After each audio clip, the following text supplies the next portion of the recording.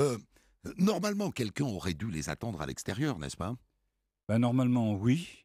Mais on aurait pu penser que Decker, qui avait un réseau, très influent dans le milieu. C'était un gros lui, hein, un gros Ah bah, poisson, oui, lui, c'était un vrai de vrai, un hein. gros braco. Oui, il avait été lieutenant d'Émile Buisson, il connaissait bien Pierre Olfou, il avait fait des braquages avec eux, il avait, Il avait Pierre signé 40 braquages quand même, Decker. voilà, 40 braquages et puis là dont certains avec, Damen d'ailleurs, Mmh. heu et on aurait pu penser qu'il avait mis en place, enfin qu'il avait pensé à son évasion, à la suite de l'évasion. Il fallait quelqu'un en bas, Voilà, sinon on se retrouve, oui, et alors on peut penser qu'il y a perdu. eu un rendez-vous manqué.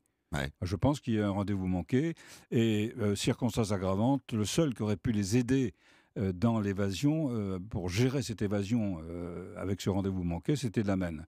Parce que lui, il avait une connaissance du terrain, une connaissance de la nature que les 2 autres n'avaient pas. Oui, les 2 autres, c'est des parigots qui se retrouvent, au milieu du Oui, Maine-et-Loire, voilà. rural, ils sont perdus, quoi. Merlin n'est pas un parigot, mais il est quand même, bon, pas du tout préparé à ce genre d'aventure.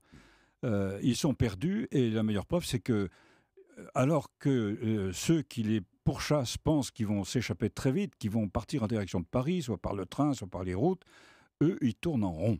Mais s'ils y pensent, ça c'est quelque chose que je n'ai pas raconté, mais qui est dans votre livre, c'est parce que ils ont piqué une arme, mais ils ont aussi de l'argent.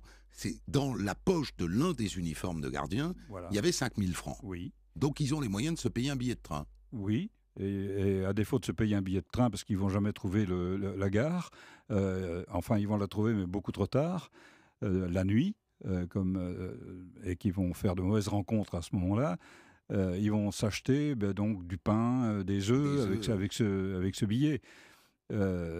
Mais on peut dire que c'est une évasion totalement ratée et leur chance à eux, parce qu'ils avaient quand même une chance, parce qu'elle a duré 8 jours, plus de 8 jours cette évasion, c'est ils ont rencontré beaucoup de témoins, beaucoup, qui les ont aperçus, qui ont signalé leur présence, aux forces de police, mais qui n'avaient pas le téléphone. Ils n'étaient pas équipés de téléphone. Donc ça leur laissait le temps de fuir plus loin et sur un périmètre très particulier qui fait qu'ils changeaient, de juridiction et l'enquête piétinait d'autant parce que ça changeait à chaque fois de responsable.